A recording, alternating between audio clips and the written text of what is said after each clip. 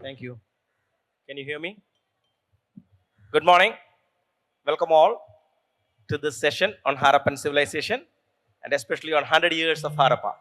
So it was about 100 years back that the important discovery during the excavations in Mohenjo-daro and Harappa, nearly 600 kilometers apart, showed that there is a very advanced civilization in India, thousands of years back. So then the story developed over the last 100 years due to work by people like Dr. Robin Cunningham, Dr. Krishnan, who are all leading the large team of archaeologists over the last many years to find more about that. So today we will get into our discussions mainly in two parts. First, I will try to ask a few questions and try to get a state of where the current knowledge is on the Harappan civilization. And then the second half, we will try to get from them some insights on what the future will look like. So I'll start with you, Dr. Krishnan. Publishers Yeah. Mic is not on.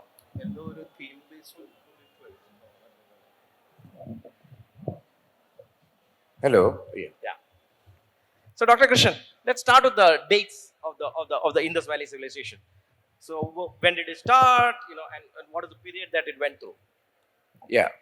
The peak time of the Indus Valley civilization that ranges between 2500 BC to 2000 BC. But before that, there's a preparatory stage. If you look at northwestern frontiers of India, that is also Pakistan, you have somewhere around 7000 BC, the hunter-gatherers started to begin do agriculture and domestication of animals and all. So that particular phase, we call it as the regionalization era, the food producing era, where there were several ethnic communities were emerging there. These people interacted among themselves and at the same time, they kept their cultural identity. So that is how the Indus civilization, the integrated phase of Indus civilization got formed. Dr. Krishnan, but what are their origins? Where did they come from? They are from that region only, mainly from that region. There are like Kiligul Muhammad is one of the places, Tagavo, then Kulli, Amri, Nal, these are all the different kind of regions. And also we have it in India, that Hakra River region. But now, if you look at the recent excavations by Professor Kanoyer in Harappa, the earliest one he identifies it as Ravi phase. That is, Harappa is located on the river Ravi, and the earliest phase is Ravi phase, which is dated to somewhere around 4000 BC. Okay. Dr. Robin, how would you add to this on the dates as well as the origin? I suppose the point I'd stress is when it was first discovered 100 years ago, people were asking, where did this civilization come from? So many people looked to Mesopotamia, which at that time had been excavated, and people were of an opinion that maybe colonization from Mesopotamia was the answer. In the 1970s, all of that changed because of the discovery of the site of Mehrgarh in modern Pakistan, in Baluchistan, because suddenly you could push the antiquity of the Indus civilization back to the Neolithic period. So instead of being something alien, something foreign, suddenly you could demonstrate the roots were South Asian in origin.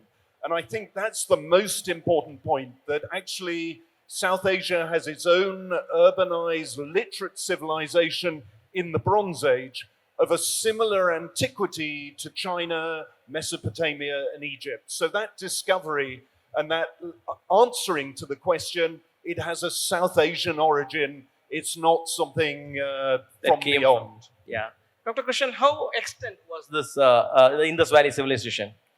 Actually, if you look at the northernmost side, that is Shotagai, which is located in Afghanistan, and the southernmost, many of the people argue that it is Daimabad, which is on the bank of river Pravara in Maharashtra, and Suktajandor on the Makran coast, Pakistan, and on the east is Alangirpur. Now, overall, if you see, it is according to Professor Cunningham, he has written a book where it says that 3 million square kilometers. And see, there are many settlements in that. Of course, the area is still expanding because more and more researchers are exploring the territories and it is becoming more and more So we big. can really categorically say that it was much broader than the Egyptian or the Mesopotamians in size. Yes, much, much larger than either of those. But also, we have to think that it exists for about 600 years in its urbanized form. Therefore, probably over time, elements develop, elements subdued. So we have to think of it as a dynamic pattern between 2.5 million and 3 million square kilometers. Our challenge is we don't really know where the boundaries are. Unlike modern states, ancient states didn't have hard boundaries. They were more fluid. Some communities probably adopted into it, integrated. Others remained beyond but trading. So part of our understanding limitations are we can't actually mark out a boundary. That is the challenge for the next 100 years, maybe. So, in spite of being so spread out and so vast, one of the unique things about the Indus Valley that we all learned in school was that the standardization and uniformity, right? It's one of the features that was key to the unlocking of the sites of Mohenjo-daro and Harappa as belonging to the same civilization. There they were being excavated 101 years ago, and they discovered a very similar culture, although on the Indus River, they were distant by about 600 kilometers. Some of those elements of standardization, uniformity are still seen today. So there is a uniform system of weights, of measures, and a uniform script. There are certain styles within the ceramic painting which again are very uniform. But also we're beginning to understand far more diversity. So perhaps the early archaeologists saw uniformity to confirm it as a civilization. Now we're beginning to see there are regional groupings. Some in Punjab, some in Sindh, some in Western India, Gujarat. So there is a regionalization, a regional identity which is as significant as the uniformity. So what we tend to refer to it is a period of integration where communities with very different regional characters begin to adopt key aspects of the civilization. Willingly or unwillingly, they are beginning to unify, coalesce into a single cultural expression. Dr. Krishnan, would you like to add to that? Maybe also throw some light on Dholavira, which seems to be a little bit different from the rest of the cities. Right. Actually, I would like to continue where Robin stopped. Now, if you look at the major Indus Valley settlements, so we have 5 major cities: Mohenjo-daro, Harappa, Rakhiagadi, Ganwariwala, and Dholavira. These settlements are currently considered as capital settlements, and there are several hinterland sites associated with them. So if you look at Gujarat, Gujarat has several regional traditions, and these regional traditions, they were contemporary to the Indus Valley civilization. Now, I need to narrate a bit of the history of Indus civilization. Actually, after the partition of India, a great majority of the settlements went into Pakistan, and India did not have many sites.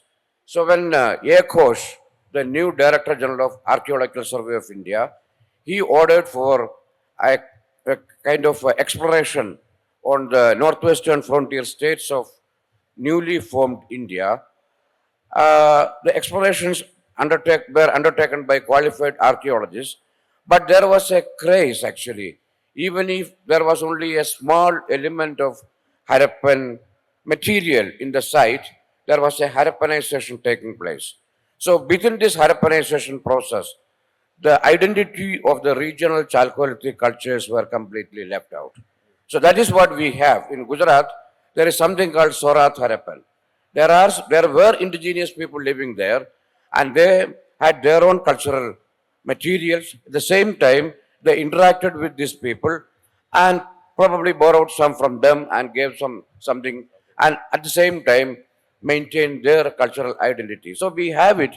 Actually, when you go to Haryana, there are elements there, and when you go to Indus Valley itself. So that consistency part is just it's not there. It's there in maybe in 1 or 2 or percentage or something of that sort. That is it. Okay. So, anything to add? Archaeology is a very dynamic subject, so interpretations change over time. When it was first discovered, it was thought that Mohenjo-daro and Harappa had exactly the same city plan. A citadel mound to the west, a lower town to the east. And everyone thought this was a preset pattern. Now, that change has not happened to Mohenjo-daro, but for Harappa, now we believe that Harappa had perhaps as many as 5 walled mounds. Dolavira, discovered relatively recently from the 1970s onwards, has again a completely different city plan. Rakhigarhi, not far from Delhi, has again a very different plan. So part of the uniformity, perhaps, of an urban plan, we now recognize that there are very different urban plans, perhaps relating to the origins of those cities, but many of those cities are already occupied before the civilization is recognizable. So we have experimentation in urban planning with walls, with cardinal street plans. Those are the key. But actually, individual cities now we find, as today, every city is unique, say, across South Asia. That uniqueness is also there for the Indus civilization in terms of urban planning. Thank you. So, I'll just take a side question on this one. A question to you. You must have noticed Dr. Robin's last name, Coningham. Any students of history know India? India has interacted with the Coningham family for the last 300 years. Anybody know any of the Coninghams? No? The first ancestor of who came here, Dr. Robin's Coningham's great-great-great-great-grandfather was in 1790 as part of the East India Company. Right? One of the first merchants of the East India Company. Then, subsequently, there were many Coninghams here. His great-grandfather was born in Calicut. Okay? Fitzroy Coningham. And his grandfather was born in Chennai. John Coningham. I managed to get all this yesterday, giving him some drinks to confess. Right? on how much the involvement is. But jokes apart, these are all true information. There is other Coninghams in the last few hundred years, direct ancestors as well as other extended family relatives. Alexander Coningham, the Archaeology Society, who set up the Archaeology Society, would be more well known. Not a direct ancestor, I believe. Yeah, but one of the family. There was one general who lost to Tipu Sultan. Maybe a little bit on that. Dr. Robin, do you want to add? I promised my wife I would. Okay. So one of the British East India Company generals who lost to Tipu Sultan was Dr. Robin's ancestor. So, but it was an amicable parting. That's why I heard from with Tipu.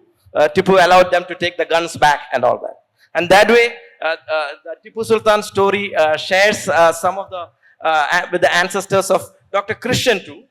Krishnan's family was from Kannur, and they moved, after losing many of the family members when Tipu attacked North Kerala, and then his parents settled in Vaikam. So then Dr. Krishnan from there then went to Baroda, did his masters. So, and for the last 35 years, both of them have been collaborating. So it was very fortunate for us to get both of them here on the stage. And my friendship is with both of them for the last few years. Started off with Dr. Krishnan.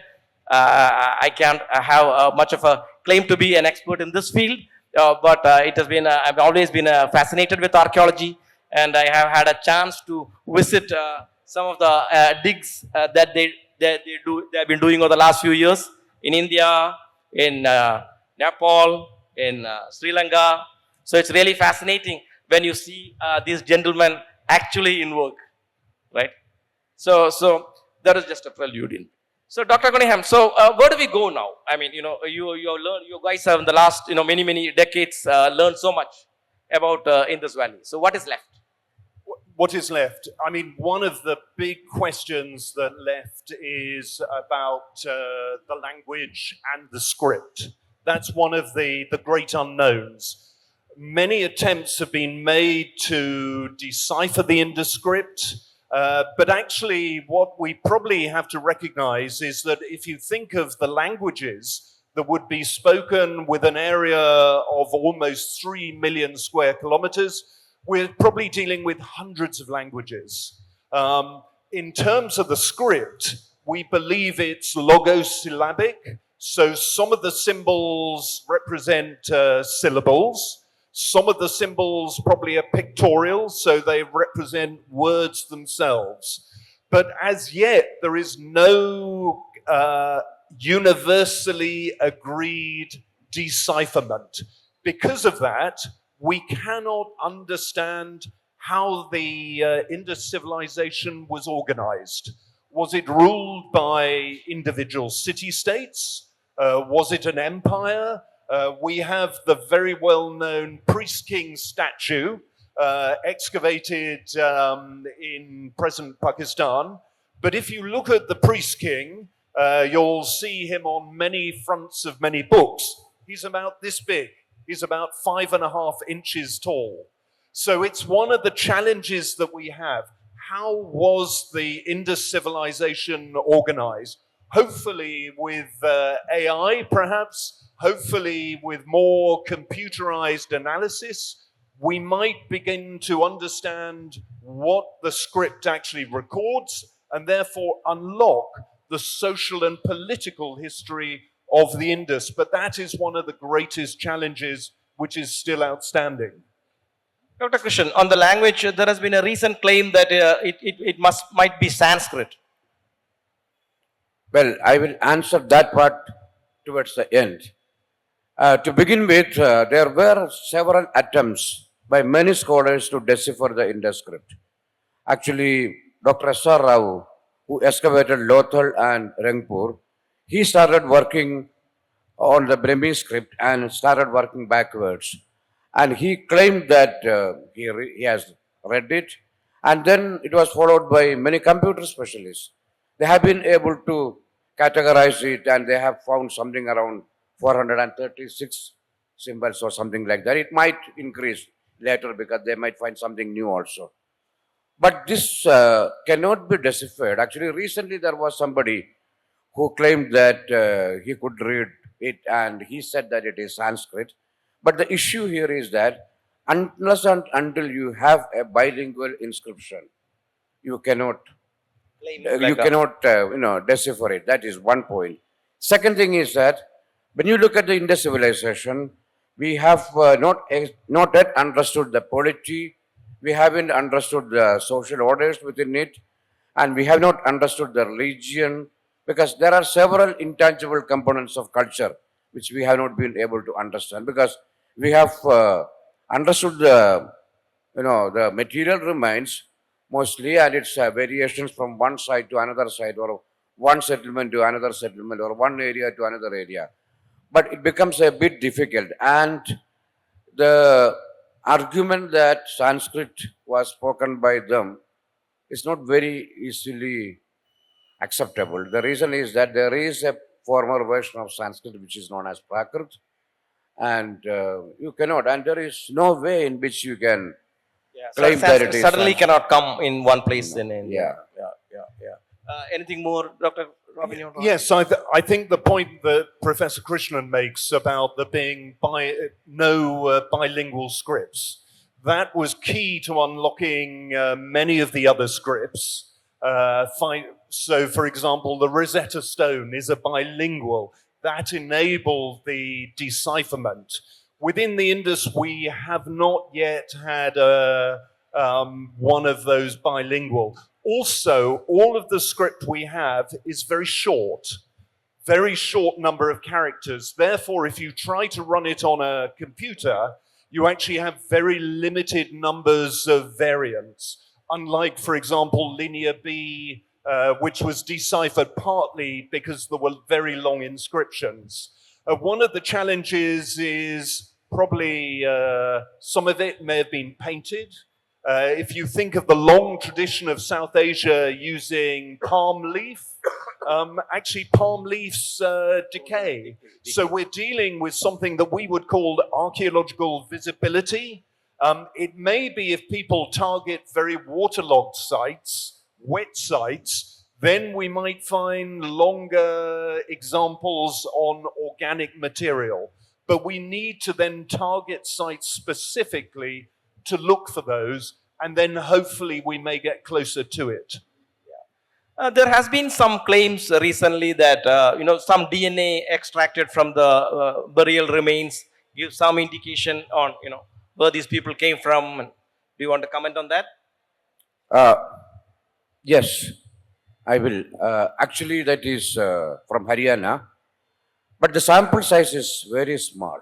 See, you are a person working with DNA, and you know how many samples are required for establishing what kind of human, I don't know what word to be used because The genealogy, you mean the genealogy or the yeah, origin? that what whether the person belongs to this land or the person belongs to some other land, because there were several people coming and going out of the Indus Valley settlements. They were basically merchants and all those, and also one of the other things, their basic economy depended on agriculture as well as pastoralism. So there were pastoral movements, lot of movements were taking place. So there is a possibility. But then saying it from one sample or a small amount of sample is very difficult. Second thing is that extracting DNA from the human bones, especially in the Indian condition, when it is buried in the Indian condition, the level to which it gets preserved and also the level to which it can be extracted, that is also very, very less. Mm-hmm. So I do not, I don't know, because we need to wait for more analysis. That is it. You want to add anything to that? I think one of the challenges we have is we have very few cemeteries. If you add up the number of burials that we had from that period, we actually have a tiny percentage of the population. So if you think of a city like Harappa or Mohenjo-daro, you probably have between 30 and 40,000 inhabitants at any one time. They are occupied for 500, 600 years, but the cemeteries we found are tiny. The samples then taken from those cemeteries are even tinier. So we're trying to extrapolate from maybe 1 or 2 or 3 examples of human remains for a civilization that covers 3 million square kilometers over a period of 600 years. And also, as Professor Krishnan mentions, it's not just the urban cities which are key to the civilization, it's the villages. We also know that the urban literate communities are in contact with people we might refer to as hunter-gatherers. They are collecting, for example, lumps of agate. They're collecting shell from the Arabian Sea coast. We also have probably herders who, of course, are not within the cities. So when we are looking at selecting our samples, we should be aware that that sample that we're dealing with is a tiny, refined set of an enormous pool. And so will we ever get close to that pool is the question. And should we extrapolate from 5 samples from that vast political, economic, and social evaluation? And then we also have the challenge that someone may have DNA, but their own intangible cultural heritage may be very different from the DNA they share. So, and linguistically, again, that may be as intense. So it's only part of the solution. Yep. And as Can I just wanted to give another example actually when what Professor Robin was speaking about how to look at a civilization, because we cannot look at a civilization in isolation.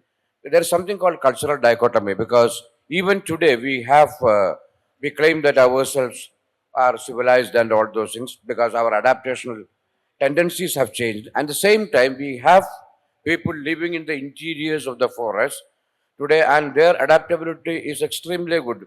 We will not be able to survive in that environment, but they will be able, may be able to survive in our environment. So such kind of, culturally different groups, they also existed during the Indus Valley civilization. So really, we do not know. When you are looking at when you are trying to study a civilization, how to incorporate this or and then see it. That is one of the major challenges that we have. maybe moving on from the DNA part to the civilization per se. You mentioned that just the Harappan priest head was maybe one of the few artifacts that we got. But with such a large civilization across hundreds or even thousands of years, there has to be a hierarchy, right? There has to be a royalty. There has to be a religion. Because in every other civilization across the world over the last maybe 10,000 years, you hardly find any civilization without a leadership and without religion. It's one of the great challenges, and it will be an area of focus for the next 100 years, because for the Indus, as soon as it was discovered and reported 100 years ago, people were puzzled by the fact that we don't have huge temples. Unlike Mesopotamia, unlike, for example, Egypt, we don't have lavish tombs to the rulers. That huge investment of labor and also the human sacrifice that you find within Mesopotamia in the great burials at Ur or in China, we don't have that. Here we have something quite unique, and that is a puzzle for archaeologists, because we tend to think everything that is gold glitters, and that gold and value of material wealth is significant. We begin to actually suspect that there is something different in operation within the Indus, that hierarchy may not be financial hierarchy, perhaps it's spiritual hierarchy, and there are some individuals who've suggested that renunciation, giving up wealth, was the route to prestige. So it's very interesting. Another challenge is those ancient civilizations of Egypt, Mesopotamia, and China all celebrated warfare and the killing of enemies. Within the Indus, there is this debate that actually we find very little evidence of the celebration of warfare, the celebration of death. So perhaps we have a more alternative route of exercising power. In my mind, one is always, in one's mind, is the non-violence tradition. Whether we look at the Emperor Soka with his statement, "Let my descendants conquer by Dharma," not by warfare after Kalinga, but by Dharma. Perhaps we have a similar echo for Mr. Gandhi. So perhaps in the past we have a similar concept of actually non-violence, non-display of wealth. Now, those of you who might be of a Marxist persuasion, you might say that wealth exists, but it's concealed, it's hidden. So if you look at the burials of the Indus civilization, almost all of the grave goods are similar. There are no great wealth apart from the site of Dholavira, where only recently there are one or two exceptional burials, which we can't quite explain. But those are the paradoxes. Maybe they'll be unlocked by the Indus script, but this is one of the uniqueness of the Indus civilization, that it appears to not celebrate warfare, and it does not celebrate the entombing of others to serve them in the afterlife. So we have a different set of belief systems, a different set of values in operation here, which as archaeologists we find very puzzling. You want to add? Yeah. Actually, with regard to social hierarchy, that is the question that you are asking. There is a possibility. We will try to look at it from different points of view. That is, it's not answering a question. I'm just initiating a debate, actually. Basically, if you look at the architecture of the Indus Valley settlements, many of those cities have had some kind of distinction in the buildings. Now, for instance, Dholavira, which I'm quite familiar with because I worked in Dholavira for about 10 years. We have a citadel, we have a middle town, we have a lower town. And the kind of material remains available in the citadel region and the middle town and the lower town region. They are all different.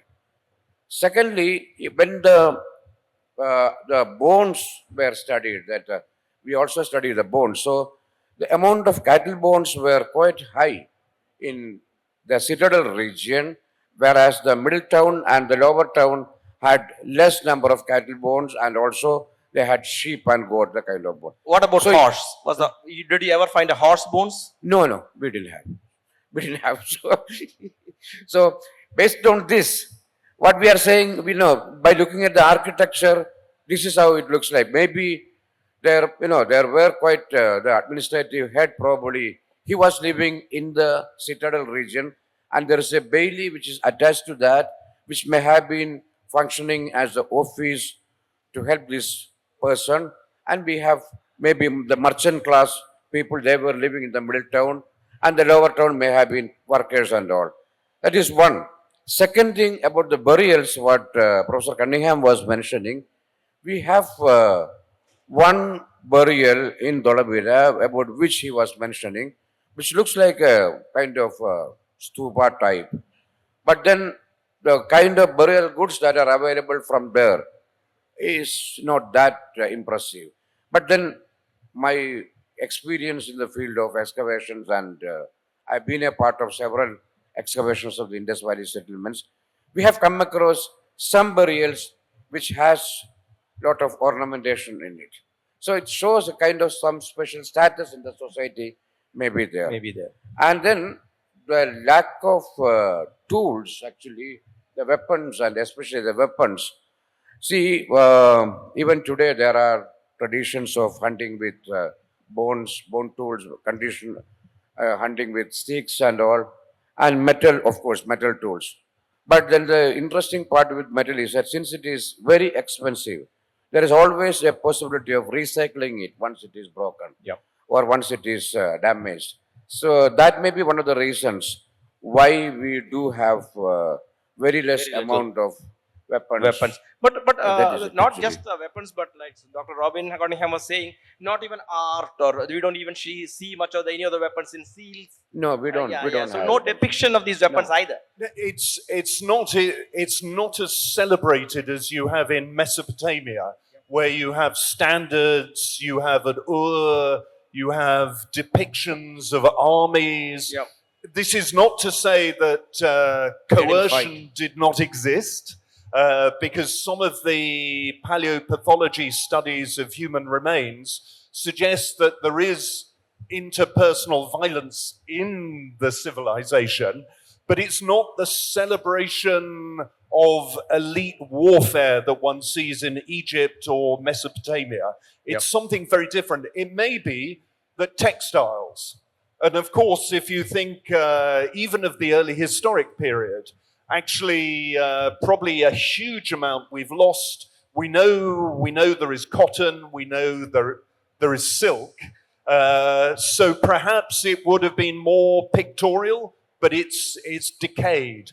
But actually, we can't be certain. We can't be certain. So one of the fascinating things that I learned today from you was that the thought that some of the current or the later values of India or Indians from even Ashoka and onwards might have had some flow from the Indus Valley civilization. But that is a speculation, right? There will be no way I think we can prove that. But are there any other hard data to show that things did flow from Indus Valley to the later civilizations? Actually, it's a difficult question to answer. No, let me tell you, because I also work in prehistory, that is Stone Age. Stone Age. I work from a period which is something like 1.6 million years before present to, no, even to the early historic period. So there, what exactly is happening is that there we have several migrations happening. See, like the out of Africa theory. You know, we have several migrations, like we have coastal migrations. But the question here is let me complete it. So during the prehistoric period, actually, you have coastal migration, you have also transcontinental migration. Yeah. So, and, as in this pastoralism, I'm just giving you an example. Pastoralism, the activities of pastoral community, they were shuttling between Peshawar to Mysore. And we have, during the Indus Valley period, we have some kind of evidence. So these pastoralists are, actually they are understanding the landscape, they come to know about the raw material resources and all those things. So slowly and steadily there has been migrations. So migrations has been happening, and also we have been the transfer of knowledge, right? To the transfer of knowledge from one civilization to the next. It has been happening from every side. So you cannot just say that, okay, this group came, this group came, this group came. That doesn't, according to me, I don't know what he wants to say. I want some support. A lot of the early histories of South Asia were diffusionistic. They were waves of different communities, Sumerians coming, delivering the Indus civilization, Aryans coming, delivering the end of the Indus civilization, and then sequence after sequence after sequence, the Portuguese, the Dutch, and then the East India Company. Now, we now see that actually those parts of archaeology we look at, we have far more continuity. We look at continuity technology, some elements of technology continue. Also, villages continue. You look at Western India, Gujarat. We lose the city of Dholavira. We lose the Indus agglomerated settlements, which cost so much to run. If you think of Dholavira, it's sitting on an island in the Great Rann of Kutch. To support its community must have taken huge amounts of surplus from farmers. But instead, we have an increase in the number of villages. This does not mean that people left. People left the cities disappear. The paraphernalia of authority and recording, like writing, disappears. Some of the formalized weights and measure systems disappear. But the communities continue. Okay. There is a shifting of population and a focus from urban life back into rural life, which then for about 1,000 years continues, and then we get the emergence of the early historic. Fair enough. So you're really saying the cities disappeared, but the underlying culture through the villages diffused to the rest of India, maybe. And also what we find is, if you think of the Indus as a way of suppressing individuality, we have very difficult time trying to find elites. The priest king, where is the burial? Where is the palace? The period afterwards, we suddenly get this huge expansion in individuality and tombs of extremely wealthy individuals associated with horses, associated with chariots. We also have association with weaponry. So it's almost as if warfare and the celebration of the individual is suppressed during this uniformity urban form, and it's in its place, whether in northern Pakistan, in the area of Gandhara, whether it's now within UP with the tomb at Sonali, suddenly we get extremely rich graves with extremely powerful individual, but not the cities. So it's almost a flip going from the city as utopia into individuality, warfare, smaller groups, and competition. Anyway, that I think sort of leads to my last question. So, such a great civilization, so many thousands of years it lasted, so many things to boast about. But how did it die, and why did it die? And anything we can learn from the fall of that civilization? The early archaeologists couldn't believe that the civilization did not end without an extreme ending. So they looked at the material and they decided it was invasion, because in their interpretations, everything was ended by invasion. Then in the 1960s, people began to be less serious about invasions, in that often if you have an invasion, you have a continuity. Urban forms continue. And they began to think about maybe climatic factors, maybe river shift, maybe drying out, perhaps earthquakes. Now archaeologists tend to think that it's a combination of factors. If you think of the uniformity, the cost of keeping such a huge urban system going, where it's economic to transfer fish 700 kilometers from the Arabian Sea inland to the site of Harappa, 800 kilometers to transport stone from Afghanistan, lapis lazuli, the cost of the cities, the cost of the tax on individual people. And now we believe that actually what happens is all of these factors and the extreme cost, probably to farmers, of having to support with the surpluses this huge system and their benefits. So actually, it probably ended due to a series of delays. Some of these may have been climatic. Some of these may have been trade with Mesopotamia, which begins to dip. So across the Persian Gulf, we lose all the traders, all the middlemen, and then it's easier, it's less costly for people to go back to farming. The cost of a city is just too great. The cost of the civilization is too great. Very nice. Very nice. Anything you want to add there? Yeah, I know. He has covered almost everything. Then what I would like to add is that epidemics, that may be, Epidemics also. that could also may have been there, because we have, But then actually, you will find corpses or people. there is some paleopathological studies going on actually, and they were also, trying to understand that, and his department is doing something in that. And also, there's a real challenge that with epidemics, archaeologically, often it doesn't show in the human remains. So unless you're extremely lucky with the ancient DNA that you might pick up ancient DNA, then it's very difficult to pick it up. Similarly with malaria, people have said outbreaks of malaria. But picking up, identifying malarial effects on human remains is extremely difficult, particularly fragile ones from the past. Okay, so I will open it up to the audience. If anybody would like to ask any questions. Could you pass the mic, please?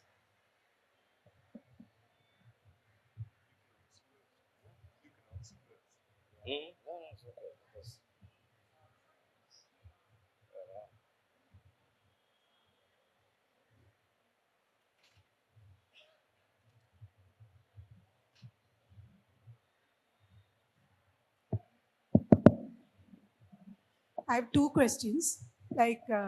Is it that we have to come across a Rosetta Stone yet to decipher the Harappa script? Second is, did some of them travel to down south? Because I've heard the graffiti in Edakal caves in Wayanad has some similarity with this culture, this graffiti and all. And also this Tamil Nadu sites, Keeladi and all, some archaeological site excavation is going on. Yeah. Is there some connection with this civilization? So maybe first question about the language. No, I will deal with the first that. question or the second question? First question is about the Rosetta Stone question. Yeah, unless we have convincing evidence, it will not be accepted. because even if people claim that they have read Indus scripts, unless they are able to prove it, they will not be. We will not. When Rosetta Stone or similar something like Rosetta Stone or some artificial intelligence, some kind of method, we have to develop it. That is one part of your first question. Second question, they did. Just to add to that first question, one of the challenges is that when people have tried to decipher, they've chosen in their mind a language first. Then they've tried to make it fit onto the script. In a way, we don't know, is it actually a dead language now? Yeah. Is it a language that's disappeared? Because in Mesopotamia, they've come across some words which suggest dead languages that no longer exist. So it may be that it's related to some of the contemporary languages, but it's also quite possible it's a language which is no longer spoken and no longer spoken in this region. So until we get either longer inscriptions or bilingual... figure out the language. Yes. So if we don't know the spoken language, we don't have long sentences. I haven't, one second, let me complete answering that question. The second question that she asked is about, did they ever travel to southern part of India?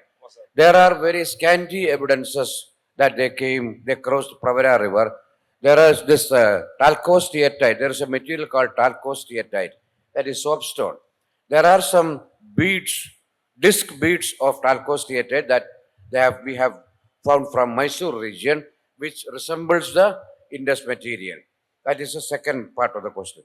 Third one, the similarity between Hidakal cave graffiti and Indus Valley graffiti, all similarities cannot be, you cannot call them as contemporary and all those things. And the third part of the question about Kiradi, the issue here is that, see, we do not have, when you are trying to compare and say that they are contemporary to each other, there are several methods that we adopt. One of them is dates. Dates, it is much later. Then the other kind of artifact assemblage, when you try to compare they are so short answers. Yeah, they are not agreeing. Basically, they are not. So it becomes a bit difficult to make a conclusive statement there. Thank you. If I might just add, also, now there is a tendency, everyone wants to be part of the Indus civilization. And actually, there is this upswelling of excitement about it. We do not know its boundaries. Does it push into Maharashtra? How would people identify? Would they say they were part of the Indus civilization or not? Undoubtedly, there are connections. And also, archaeology is a very blunt tool for finding such things. If you think of the invasion of Alexander the Great, who we know from historical records is meant to have moved all the way down to Multan, down to the Sindh. What evidence is there of archaeological evidence? None. Very little. So we can have movement of people with no archaeological evidence. Archaeology is a blunt instrument. Yes. This is to Dr. Coningham. Sir, you mentioned in between that there is no universally accepted decipherment. My question is whether the generative AI can help. If they help, there could be also their digital dilemmas and trilemmas because of the confusion, the asymmetries, the data gaps. Then the other question is regarding the data gaps and DNA gaps found in Mohenjo-daro. The epidemic, figuring out epidemics there because of the DNA is very fragile and very fleeting. So how we can measure out or decipher out the pandemic prevailed in that period because of the migrations going. So there are cross migrations. So what would be the nature of vector, the migration as a disease vector? The challenge we have is, for example, the fish symbol. Fish symbol is interpreted in many ways. Some people see the fish symbol as being representative of rations of fish, dried fish. Few more questions people want to ask. Some people see it as a celestial symbol. So again, until we are able to have a bilingual or longer than 13 characters, so we can pick up repetitive. And also, we have to be aware that actually a very small corpus has survived on very small objects. If we look in places like Mohenjo-daro, which have good organic preservation, perhaps we'll find something longer. And then we can start looking at whether it's Dravidian, whether it's Indo-European. Until then, it's a challenge. Go ahead. The No. Harappan civilization area is in 3 countries now: India, Pakistan, and Afghanistan. Which country has the maximum area? Mohenjo-daro and Harappa are in Pakistan. Only other Dolavara and some other places are in India. Afghanistan, I don't know. How And much is which that? country has inherited Country has most. that civilization in a better way? And which country is preserving that excavated sites in a better way? I will answer that question. Actually, India, Pakistan, Afghanistan, these are all states which were formed much, much later. The cultural boundaries and the political boundaries do not match. So when we are talking about the Indus Valley civilization, we speak about a land which is there in India, which is there in Pakistan, which is there in Afghanistan also. And we drew the lines much, much later. But where is it more? Currently, we have lines. There are 3 countries. Yeah. So where is it more? Where is it more? Yeah, which country has Almost equal between India and Pakistan, almost equal. And maybe I more, lot more cannot, digging to be see, done. you cannot look at it in terms of numbers. The problem is that basically every day some new Harappan site is getting discovered or something A of lot that more sort. to So, excavate. and it is that, We will keep the archaeologists busy. I mean, they are yeah. finding reasons So to keep because them of that, it's more or less I think the lady mostly there- the same. Yeah, mostly before the we run same. out Yeah. of time. Please. My name is Veena. My question is to Dr. Coningham. You mentioned that there are very few cemeteries found in Indus Valley civilization. So just a thought, in India, there's a stage called Vanavas.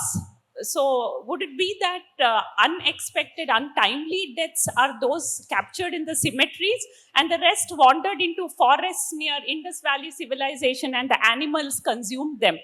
Can that be something? I'm working as I do on city sites, mainly early historic city sites.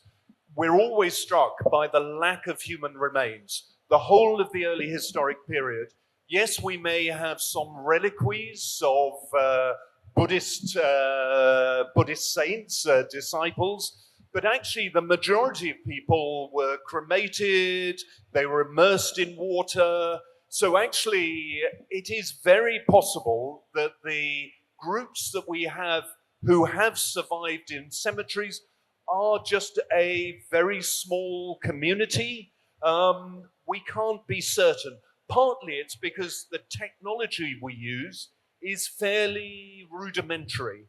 If we were to use archaeological geophysics, we could probably pick up to see are there more cemeteries under the ground, but actually at the moment it's not widely used. So I take your point entirely. There are probably alternative ways of disposing of the dead back in the past, similar today. Otherwise, we would have huge cemeteries. So I think your point is very well made. Thank you. So just Gentlemen, one more point to that actually. We also have we probably had cremation. We do not know about that. Then what I wanted to mention is that, see, our discussions and everything, our observations are confined to the settlement and its immediate whereabouts. So there may have been cremation ground or something of that sort at a faraway place which later got destroyed. We do not know. That is why he was mentioning about geophysical prospection of a larger area. The gentleman there, please.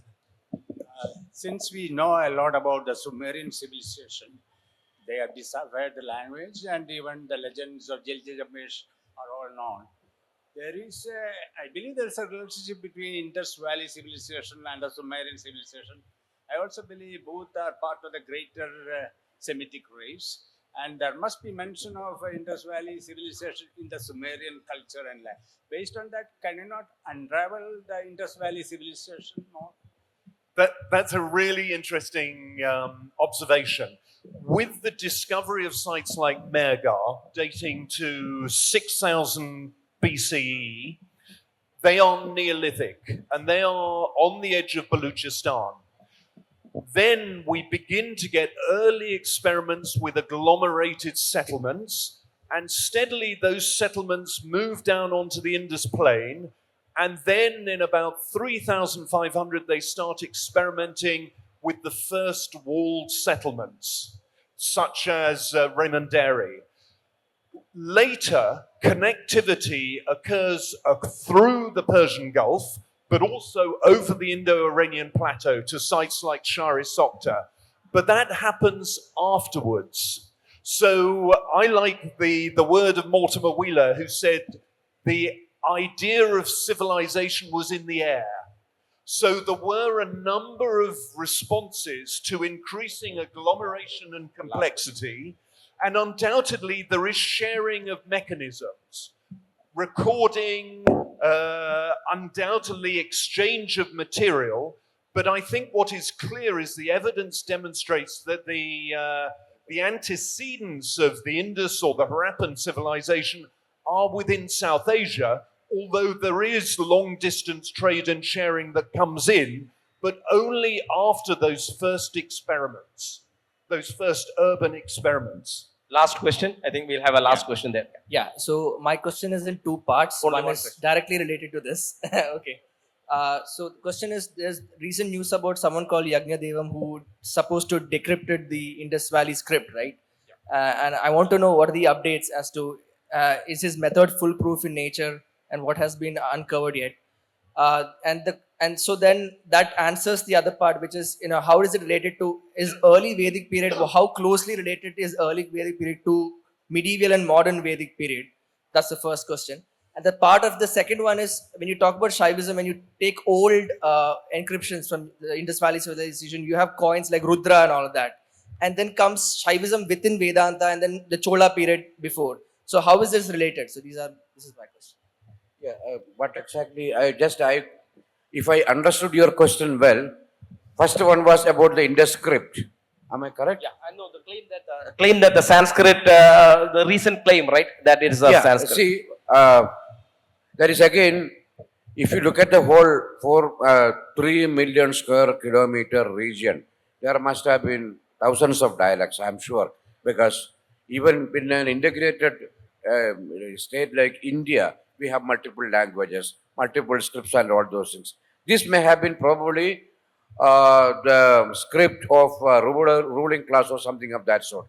But about the language, it is a very difficult thing to say, because I don't think it is easy to work out the language, because we do not have any idea about that. We don't have any kind of evidence, because archaeologists cannot give a kind of conclusion without evidence. That was the first question. Second part of the question is that how much is the diffusion from that to the Vedic period? When you see there's a proto Shiva, right, in the Indus Valley seals, you can see a proto Shiva with a trident.